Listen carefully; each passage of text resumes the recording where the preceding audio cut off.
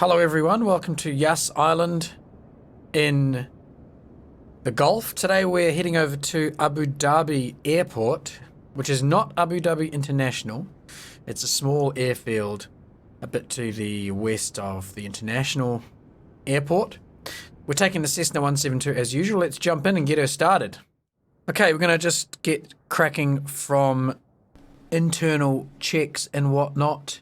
So we've got a lean mixture, fuel coxswain throttles off, cockpit security, no loose items around the place. We'll get the beacon on to begin with, and the alarm's off. Just get the magneto set and ready. Handbrake on. A little bit of fuel. We'll just rich the mixture, and then we'll just add a little prime. Wait for fuel flow gauge to show fuel flow. Lean it up. Okay, we're ready to start. Quick check to make sure everything's clear, which it is. Okie dokie.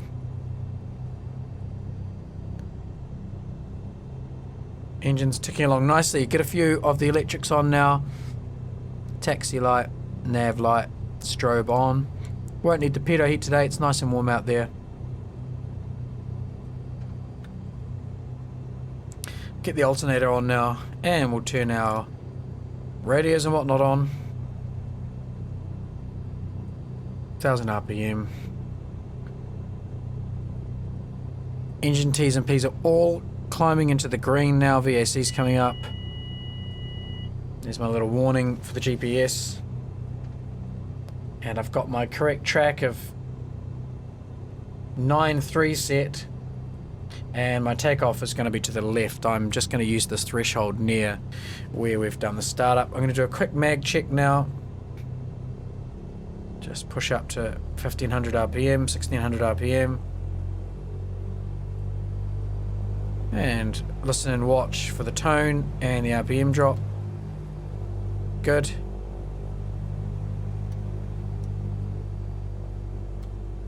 Good. I'll call up ATC in just a second. Might as well put the landing light on just so we've got some forward vis and some bright lights for anyone who needs it. Flaps are fully up. We are in a position to get ourselves airborne. Quick call into ATC here.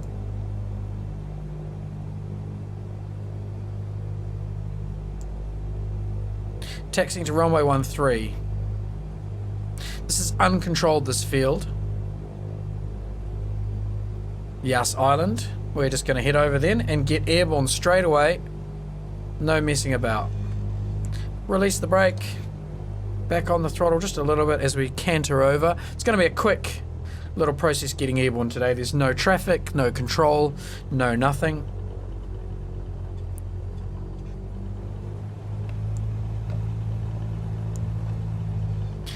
Okay, no traffic approaching, no one's on the runway, no one's approaching from the other end. We're going to line up straight away and get airborne straight away. This is 13.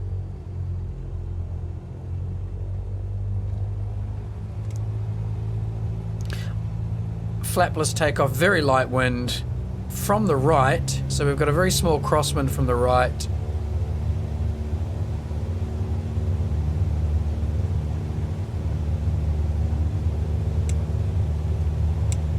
You can probably lift the nose up now.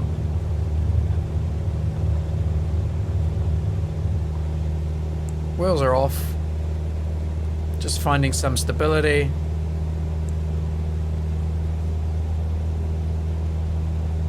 That's just me trimming a little bit there, and it's suddenly hopped the nose up.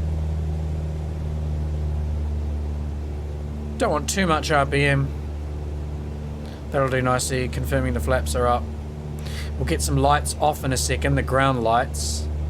Going to be turning on to 093 when I clear the threshold at the other end of the runway.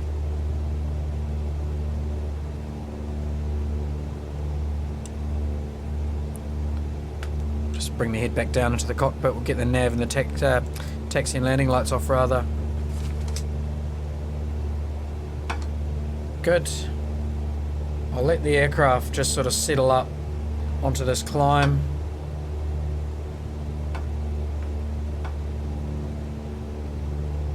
And we'll turn right now. The field behind.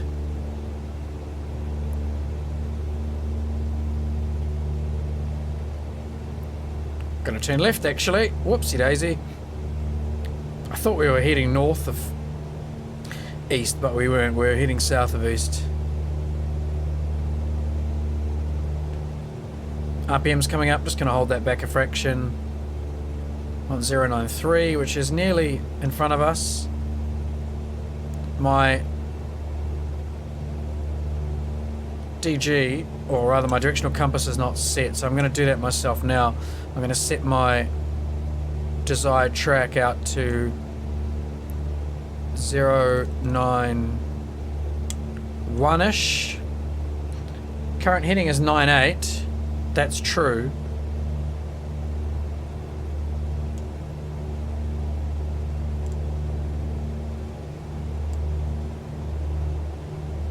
Okay, that'll do about there.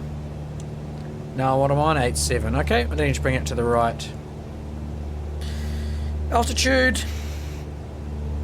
We won't go too much higher than we already are today. A couple of thousand feet will be plenty for this. So we're at 1,200 now. I'll climb up another 1,000 feet. We don't have a huge distance to travel. Quite close, 80 nautical miles or so. 70, in fact. Nice. We can get this one done pretty quick smart. Gonna be heading over, making landfall up in that direction. RPM's a bit low. Let's keep the climb going, keep this airspeed up until we hit 2,000 feet.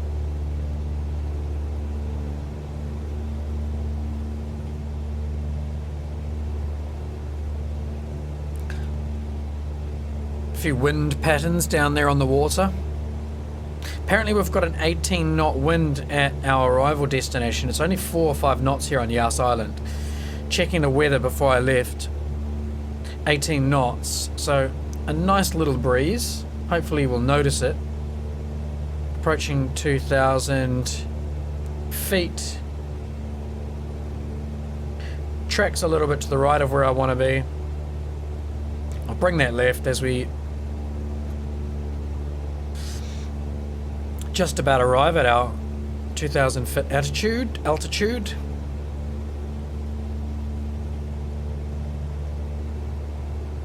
100 feet to go. Nosing down now.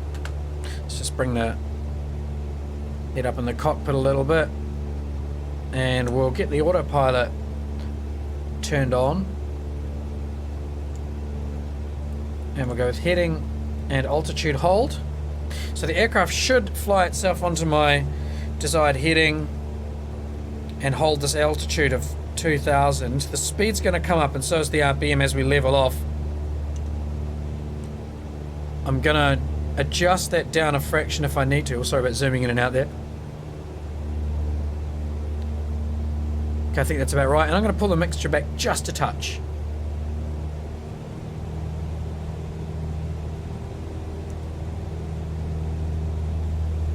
Got to keep an eye on that RPM, that it doesn't jump up into the red. 2450 to 25 RPM, 2500 RPM would be ideal. If it just sits on that, I'll be very happy.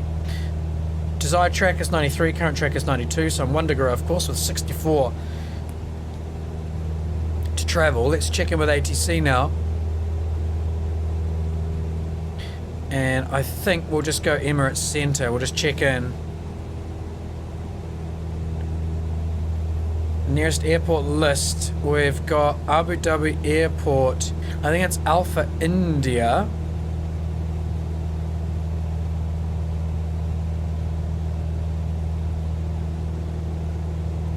Not showing yet, so that's fine. I'll ignore that. How's my RPM doing?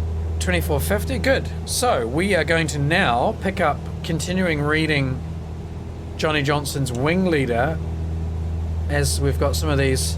I think some of these are the artificial islands. There may be the... Actually, I think that's at Dubai. We're still at Abu Dhabi, so it won't be the artificial islands yet, I don't think. Everything there is looking good, 62 miles. We're going to pick up, as I said, Johnny Johnson's Wing Leader, reading from chapter 6 today. This chapter is entitled The Tangmere Wing. I will pause track IR. Aircraft looks pretty comfortable, doing what it's doing, holding heading. RPM is fine. T's and P's are good. Let's start reading. Tangmere Wing, chapter 6. We began to carry out low-level flights over France. These operations were known by the code name Rhubarb. The idea was to take full advantage of low cloud and poor visibility and slip sections of Spitfires across the coast and then let down below the cloud to search for opportunity targets, rolling stock, locomotives, aircraft on the ground, staff cars, enemy troops and the like. They were usually arranged on a voluntary basis, and a few pilots seemed to prefer this type of individual, low-level work to the clean, exhilarating teamwork of the dogfight. But the great majority of fighter pilots thought it privately that the dividends yielded by the numerous Rhubarb operations fell far short of the cost in valuable aircraft and trained pilots. First of all, we had to contend with the weather. Usually the cloud base was less than 1,000 feet when we slipped our two Spitfires into its concealing vapour. During the next few minutes, all of our thoughts were concentrated on the likely height of the cloud over France. Our letdowns from the cloud were usually made over reasonably flat countryside, but here and there small hills rose a few hundred feet and presented serious hazards. If we weren't in the clear when the altimeter recorded 500 feet, then we climbed back into the cloud and called the show off. So it was difficult to be cool and calculating when making our letdowns on Rhubarb flights. Perhaps two of us had flown in cloud in tight formation for a distance of 50 miles at 2,000 feet. Time to descend. For we were over our target area, or we should be if we've steered an accurate course and the wind hasn't changed. We eased the throttles back and we put the Spitfires into a gentle dive. The engine note changes, but it seems strangely loud in the cloud, and the stick trembles in your hand. You flash a grin of encouragement at your wingman, who is only a few feet away, his eyes and hands attuned to every movement of your Spitfire. For if he loses you in this bumpy, swirling greyness, there is not enough height for him to make the difficult transition to instruments. You ease her down slowly. Are we slightly off course? Will the ground be higher than where we plan to break out? And the flak? 600 feet on the altimeter, and you catch a sudden glimpse of a wet, sombre landscape of hedged fields and copses. Then you are at the bottom of a sort of inverted bowl, whose translucent sides of falling rain seem dangerously confusing. Then there was the light flak. Gibbs told us once, beyond the heavily defended coastal belt, that we should be lightly opposed from the ground. But it always seemed as if the enemy gunners were ready and waiting. Airfields were always extremely well defended, and it was a dangerous business to try and make more than one fast, low-level attack. Straight in and out was the only method on these occasions. The Germans prepared unpleasant countermeasures against these low-level attacks.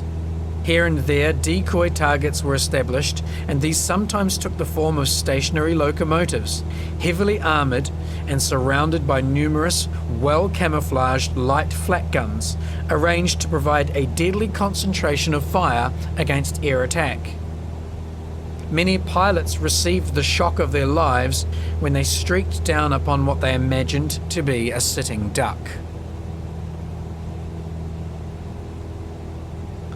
Usually our rhubarb efforts yielded little more than a staff car, or was it a French civilian vehicle, or some target ineffectively sprayed with the puny bullets of our machine guns.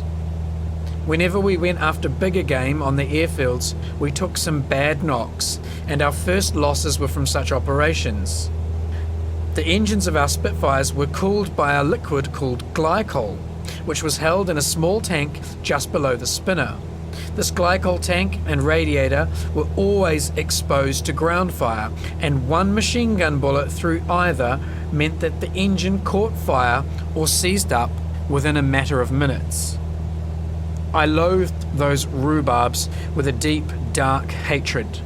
Apart from the flak, the hazards of making a letdown over unknown territory and with no accurate knowledge of the cloud seemed far too great a risk for the damage we inflicted. During the following 3 summers, hundreds of fighter pilots were lost on either small or mass rhubarb operations.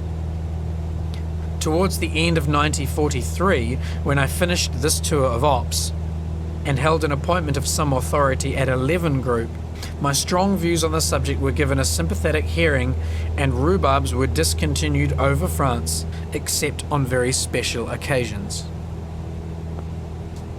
The command of Tangmere changed hands, and Group Captain Woodhull arrived soon after Bada. Both had served together at Duxford, where the Woodhull-Bada team had gained an enviable reputation. Although the group captain was a dapper veteran with First World War ribbons, he was fully conversant with the modern science of controlling. In fact, throughout the war years, now at Tangmere and later at Malta, Woodhull proved to be one of the best controllers produced by the service. Some controllers possessed the ability and the temperament to establish the right bond of understanding between themselves and the leaders in the air, and others didn't.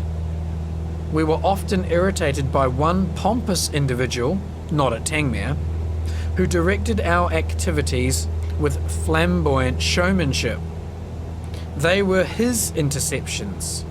He had shot down 3 enemy aircraft during his watch, and when we shouted "Tally ho!" he dropped back into his chair with an exaggerated gesture. All that remained was for the pilot to press the firing button. Over the radio, his voice portrayed his personality, and you felt that had the size of the cockpit permitted, you should have stood to attention to acknowledge his commands. At the other end of the scale was the wealthy, foppish auxiliary officer whom I shall call David. He drove a very expensive car, wore monogrammed ties, and his uniforms were lined with the inevitable red silk. In the small hours of a certain dull morning, he handed over the reins to his subordinate and retired to his bed in the operations block. He was only to be called if a plot appeared on the board. Sometime later, the phone rang by his bedside. David reached for the instrument. "1 bogey off Cherbourg, sir," announced the deputy controller. "Height?" demanded David. "About 20,000 feet, sir." "Be a good thing to scramble a section. Steer 190, Angels 23, ordered David, and a running commentary was maintained between the deputy and the recumbent controller. "Red section is about 5 miles from the Bandit, sir." "Good," answered David. "They have tally-hoed, sir," and later, "They have shot down the 88 in flames, sir." "Splendid," replied David. "Send down some tea, will you?" Over the radio, Woodhull's deep, resonant voice seemed to fill our earphones with confidence and assurance. When we were far out over France and he spoke into his microphone, it was as if the man was in the air with you, not issuing orders, but giving encouragement and advice, and always watching the precious minutes, and the headwind which would delay our withdrawal, and the low cloud creeping up from the west, which might cover Tangmere when we returned, tired and short of petrol. Then he was always on the ground to meet us after the big shows, to compare notes with Barda and the other leaders. Always he had time for a cheerful word with the novices, and whenever a spontaneous party sprang up in the mess, after a stiff fight or someone collecting a gong, or for no valid reason whatsoever, Woodall was always in the centre of the crowd, leading the jousting with his expensive accordion, which he played with surprising skill, his monocle still held firmly in place. We were a very happy family at Tangmere in that spring and summer of 1941.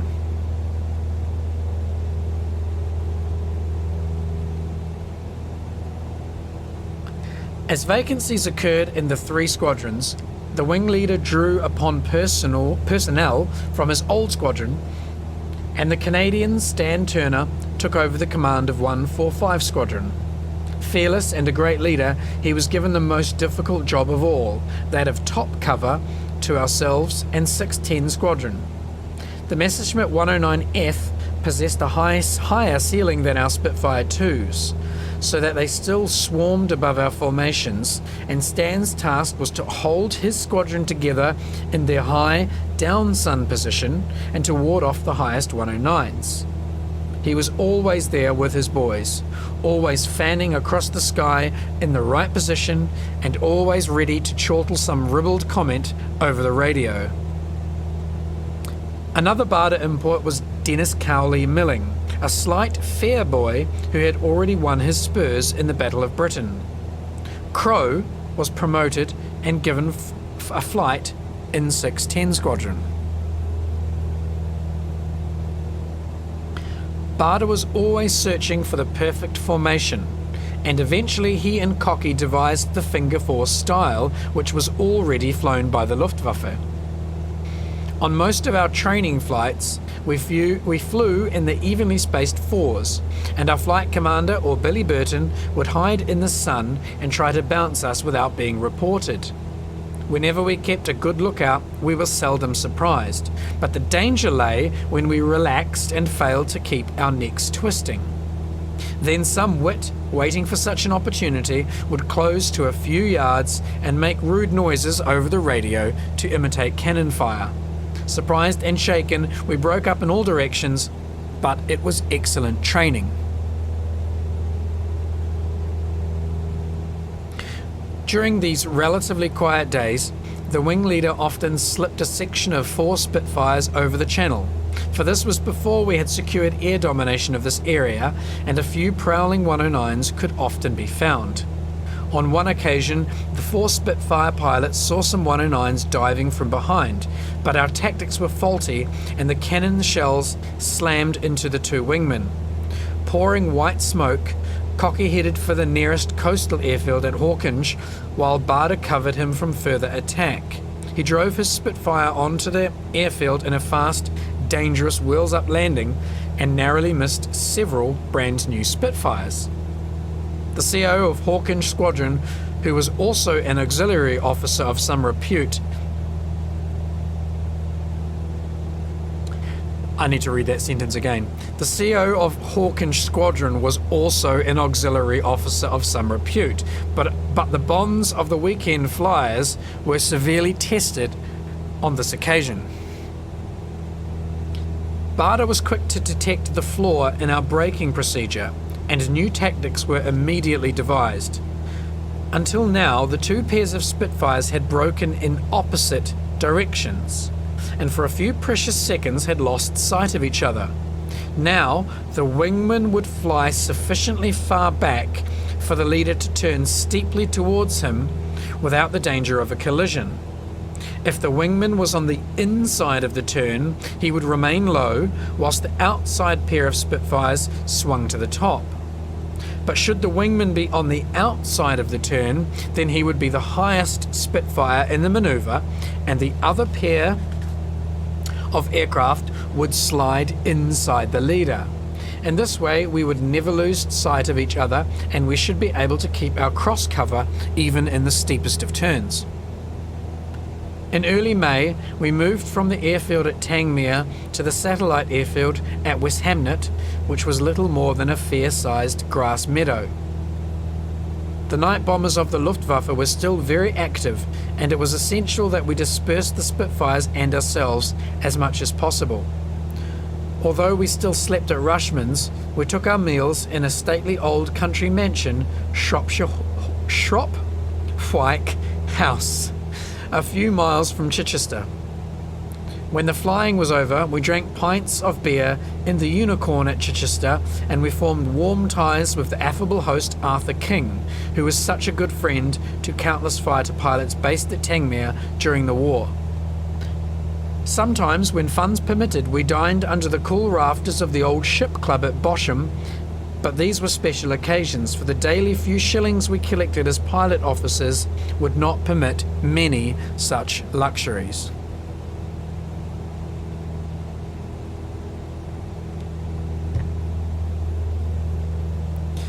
The doors of the Bay House, some 5 miles from Tangmere, were always open to us, for here lived our wing leader and his attractive wife Thelma and her sister Jill. About once or twice a week, we drove to the Bay House to find the hard core of the wing grouped about its leader. Stan was invariably there, listening and not saying a great deal, always sucking his pipe with a pint mug of beer in his hand. The conversation never strayed far beyond our limited world of fighters and fighting. Sipping his lemonade, Barda analysed our recent fights, discoursed on the importance of straight shooting, on the relative merits of guns and cannon, on the ability of our opponents, whom he always held in contempt, on the probable destiny of the pilot who flew with his head in the office, and of our own dreadful fate should we ever lose sight of him in combat. He was dogmatic and final in his pronouncements, and I can't call them arguments because no one argued with him.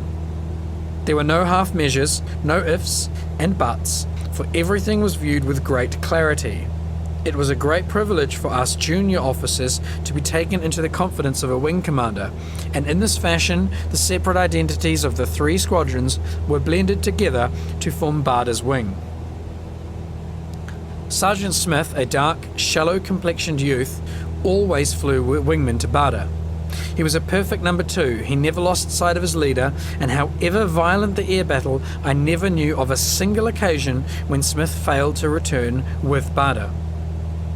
Cocky led the section of 2 Spitfires which accompanied the leading pair, and I generally flew as wingman to Cocky. We were told to fly, play, and relax with our leader, to swim with him, to play golf, and to know his every mood and whim so that we were better able to serve him in the air. Sometimes, when the wing was released to 1 hour's availability, Barda, the CO Ken, and one of the other squadron commanders made up a foursome and played golf on the rolling Goodwood course. Occasionally I caddied for him, and I was astonished to see the accuracy and strength with which he smacked them down the fairway. When he addressed the ball on the tee, his powerful arms flexed, and a look of grim determination appeared on his face. It was as if he could see a little 109 perching on the peg instead of the inoffensive white ball. Back at West Hamnet, a pilot stood by the ops telephone, and outside the hut was our little Maggie, which is a Miles Magister aircraft. Should the wing be called to readiness, the pilot would jump into the cockpit, fly low over the golf course, which was but a mile or 2 away, and fire off a red very light. One of our party, Pilot Officer Johnson, would then race to the clubhouse, start the wing commander's car, and drive across the course to collect the rest of the party. We estimated that we could be back at West Hamnet within half an hour of the recall message.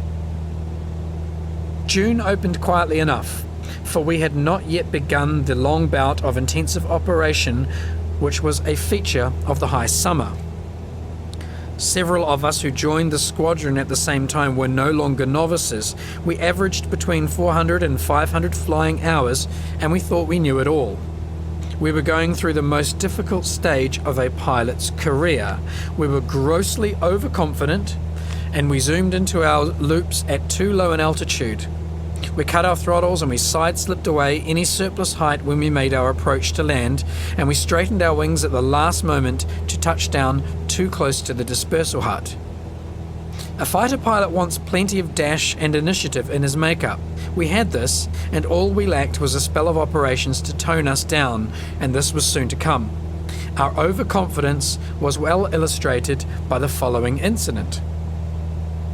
Nip had recently become operational at night, and after a patrol he returned to West Hampton to wait his turn to land.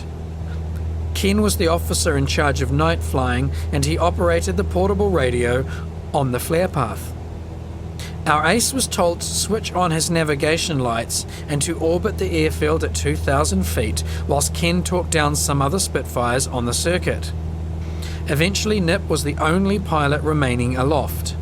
Ken turned his attention to the solitary Spitfire and was horrified to see the red and green navigation lights on each wingtip slowly changing position. Nip was practicing his slow rolls, but he had forgotten that his bright navigation lights would give the game away. The etiquette of radio telephone procedure was forgotten. "Nip!" thundered an angry Ken. "Sir," replied a startled Nip. "Cut it out and come down," ordered Ken. Flustered, Nip brought his Spitfire in for a perfect approach just to the left of the flare path. Ken watched its angle of descent, which was absolutely correct, saw the flare out some 20 feet above the ground, and the black silhouette of a Spitfire roar past him, with the undercarriage still up. Ken shouted into his hand microphone, but it was too late, for the belly of the Spitfire was already tearing up the grass surface. Shortly after this incident, Ken left us, having been promoted to the squadron leader and given the command of 610 Squadron on the other side of the airfield. We were sorry to lose him, and we missed his side-splitting mimicry and his shrewd North Country wisdom. But all that mattered was that he would still be in the wing, and that his squadron would be echeloned up sun between ourselves and Stan's top cover Spitfires. Soon after this we began to reach out over the Channel and into France. At first the Luftwaffe ignored our high-flying fighter sweeps, and rightly so, for we presented little threat when we patrolled the Pas-de-Calais at high altitude.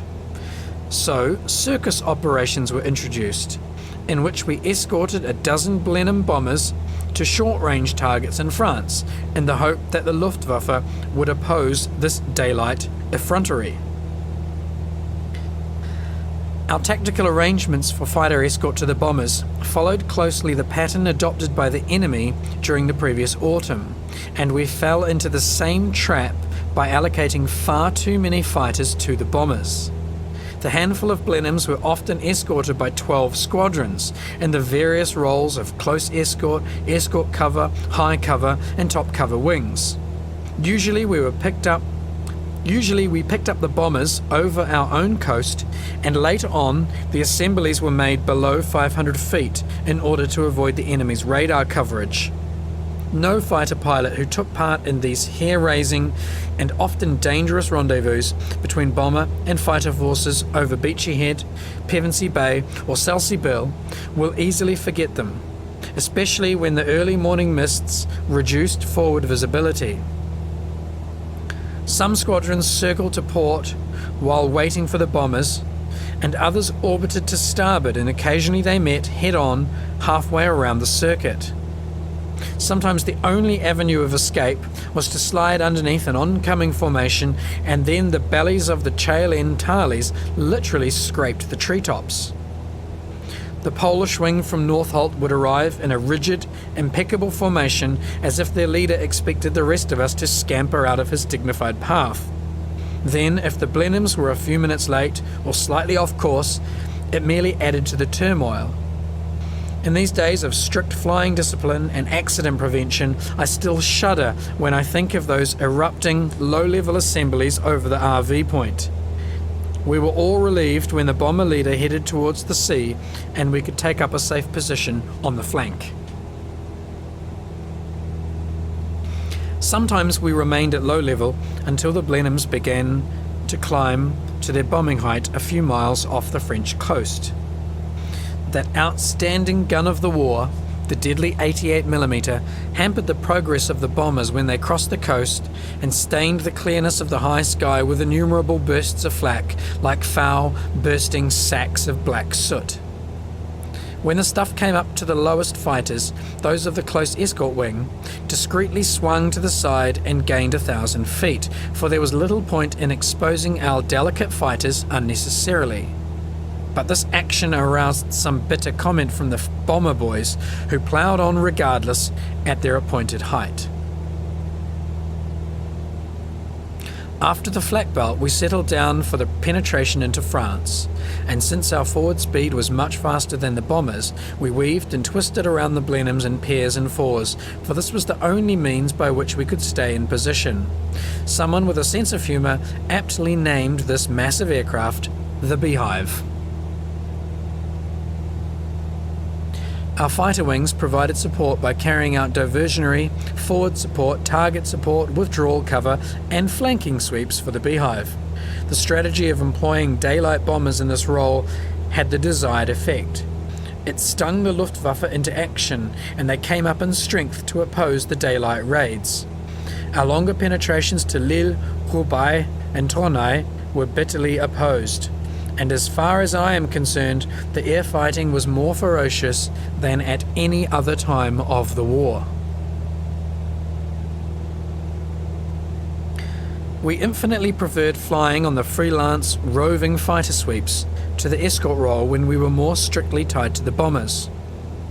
The primary task of our escort wings was to protect our own bombers from attack by the 109s, and this was not always easy. For when you flew close to the bombers, in either the close escort or the escort cover wings, there were so many pairs and sections of fighters that when the 109s came in, it was difficult to distinguish friend from foe. When the 109s came in, they could see the Beehive from a great distance, and the heavy flak bursts here and there accurately traced the pattern of our flight over France, so that the advantage of surprise usually lay with the enemy, and the first thing we knew of their presence was when they bored in with a fast slanting attack from 6 o'clock high. Sometimes they were seen by the top cover boys who gave chase, and were joined by half a dozen Spitfires from the high cover squadrons. Down below, alongside the bombers, someone would shout a warning, or you would catch a glimpse of the squinting or you would catch a glimpse of the glinting activity high above. Now is the time to move quickly, not to intercept the 4 diving 109s, but to get out of the way of the highly organised pack of Spitfires. Read that again as well. To get out of the way of the highly disorganised pack of Spitfires who streamed funnel-shaped behind the enemy. It seemed to us that the risk of collision was far greater than the threat from a handful of Messerschmitts. One of the enemy units opposing these daylight excursions was the famous Jagdgeschwader 26 Schlagettergeschwader, with its 9 squadrons of Messerschmitts based at various airfields in the Abbeville area. JG-26 was still led by the successful Adolf Galland, who claimed no less than 70 victories and was now at the very peak of his fighting career. After the war, when we interrogated him at Tangmere, we were greatly impressed by the man's quiet dignity and his unshakable confidence in his own tactics and theories. He told us that he was a chain smoker of cigars and how he had given himself permission to smoke on operations.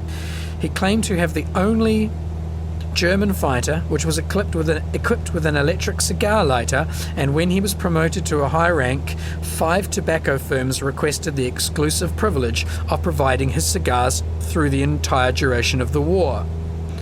He very decently accepted all of these offers, and he enjoyed 20 cigars a day until captured by the Americans at the end of the war, when he still had a modest stock of 60 boxes.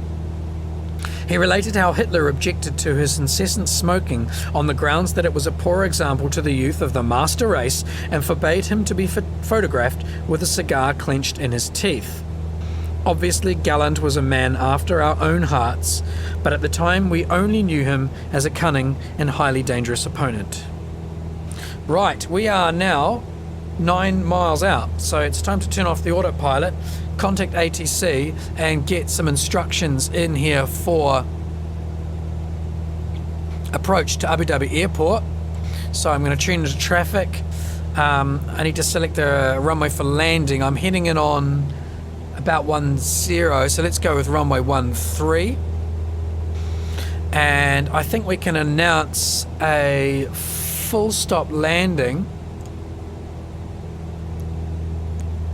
And I'm just going to say I'm announcing my position 9 miles west, inbound to land runway 13.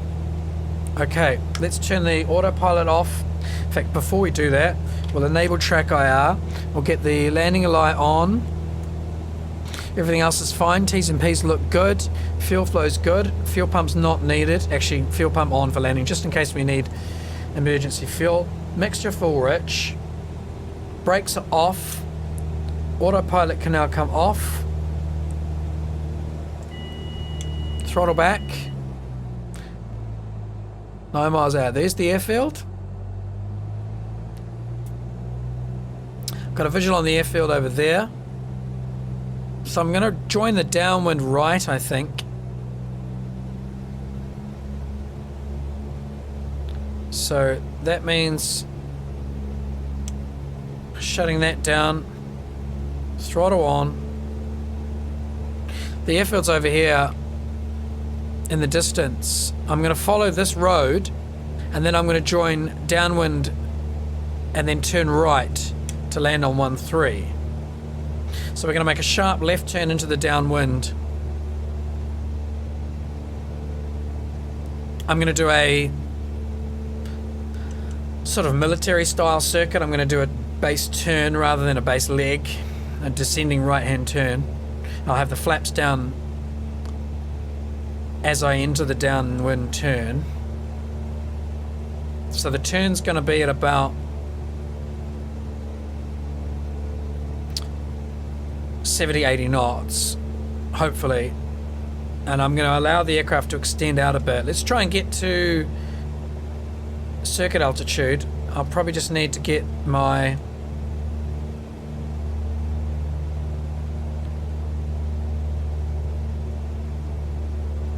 oh, that's interesting. I would like to get the air pressure at the field, but it looks like I'm not going to get it. Never mind. I'm assuming it's no really different from where we were earlier. Bit of an assumption, but the actually, there might be an ATIS channel. Hold on, let me just see if I can get ATIS channel up here.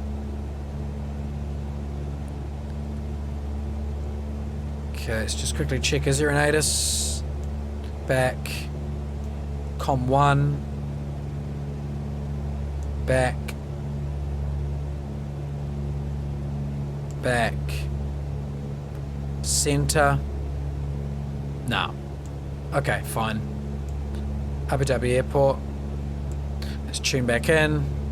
Runway for landing 13. Right, let's announce the full stop.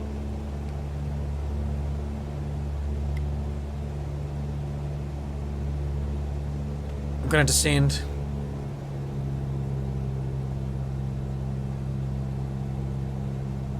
Until the altimeter shows 1,500. Really need to break my habit of high approaches, high and fast approaches. It's just, I'm a bit of a shocker like that.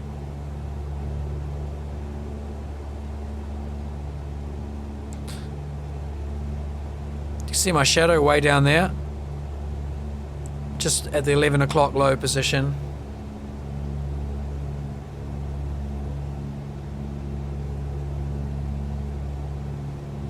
$2,000.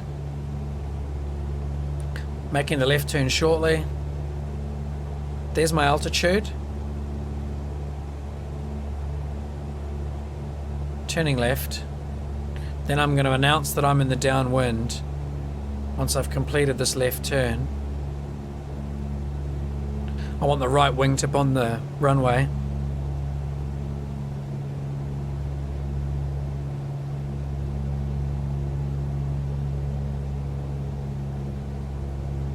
Let's raise. Actually, the seat can stay down until we're on the last section of the approach, the final section of the approach, I think. ATC.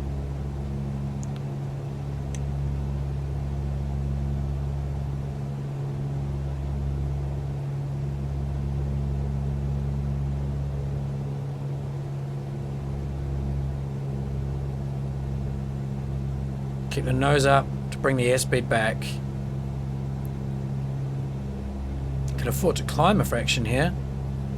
Turning left, joining the downwind now, so let's announce our position on the downwind leg.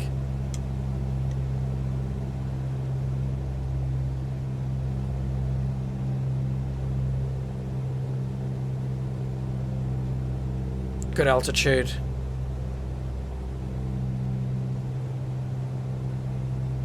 Bring the nose over.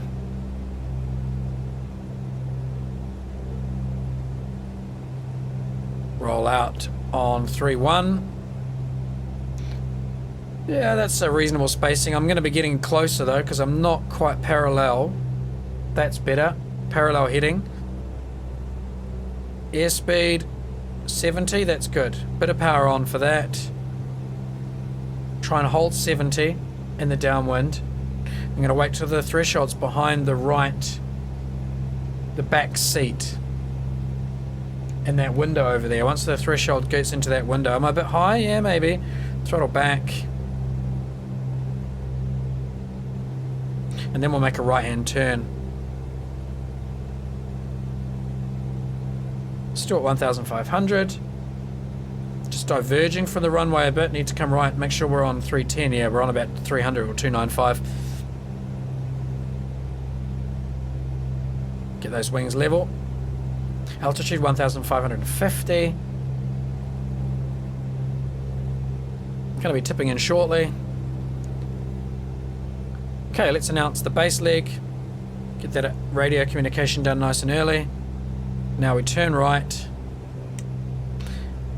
Let the nose drop. We're starting our descent. Throttle back. Nose drop. And I want to just keep the wingtip kind of pointed at the threshold. I'm climbing. Nose down. Throttle back. Airspeed's good at 60. I'll take that. Flaps. Bit of power on. There we go. Runway's now coming into view. Perhaps my spacing wasn't very good there. I just turned inside it.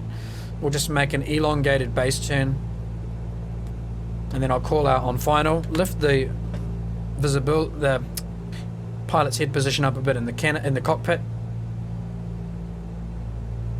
Okay, we're a bit slow. I'm going to push the nose down. Attitude for airspeed. Power for rate of descent. I'm actually happy with the rate of descent. I think our rate of descent's really good.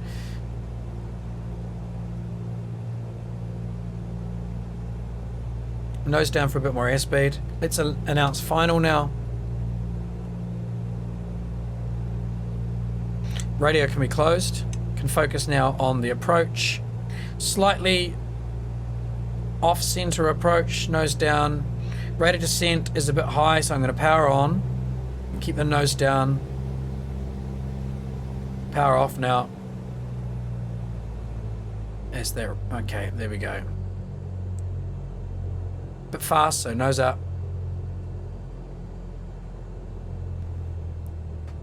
Okay. Still ending up a bit high. Not as high as I normally am though. And I'm slower than I normally am too. So this is going to be a more reasonable approach than my typical one. We're just going to glide in here. Tiny bit of power there. Just so we've got something pulling the aircraft forward. Going to just arrest the rate of descent. Going to bring back the airspeed as well by pulling the nose up. Here's our near threshold. And there's the numbers. Just leveling off the aircraft and we'll let the tricycle settle down. Bit of right rudder required. I've got a tiny crosswind at the last minute there. Yep, bit of a crosswind now at low level. Down. Slightly higher rate of descent than probably I could have got away with. Nothing this aeroplane can't handle though. Welcome to Abu Dhabi Airport. Another quiet, almost nobody here strip. In fact, nobody here. Uncontrolled. I'm going to let the aeroplane roll out and taxi off to the right very shortly, and we'll just move across there onto the grass. I don't believe we have taxiways. This is one of those auto-generated strips with no real information. Very similar to X-Plane 11, all this looks. Once you get out into some of these less used areas, you notice that things start looking quite similar between MSFS and X-Plane 11 actually. I think this is supposed to be a taxiway because it is black, and there is another sort of black section up ahead that's coming off in the same direction. I'm going to use the grass though. We're a GA aircraft. We can just taxi across the grass. Some strange square there. And I think what we're going to do is just park over here. There's a GA, a couple of other GA airplanes, so we're in the right part of the field. There is actually a taxiway up there after all. So if I'd have kept rolling out down the runway, I would have eventually got to that taxiway. So I guess that's my bad. Oops, just a nose popped up a fraction there. I think we went over a bit of a bump. The nose just lifted up. Here we are then. I don't see a windsock anywhere, so I'm not quite sure which way into wind is. Everybody seems to be parking facing this way, so that's a good indication that the wind is coming from that direction. There's a ground crew over there. Are they waving me in? Yes, they might be. Hi guys. I'll come and park over here, shall I?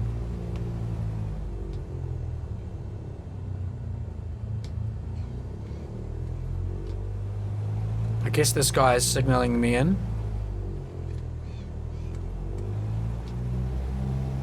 Yep, come straight at me, go that way.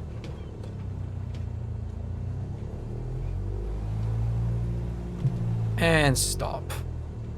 Thanks, mate. Nicely done. The ground crew actually signaling you, and that is pretty cool. Time to shut down the engine. We'll turn the radios off first. Don't want to break anything. Landing light. Didn't need the taxi light after all. Nav light's off. Beacon can stay on. Fuel pump I won't need anymore. Throttle is right back. Brakes are on.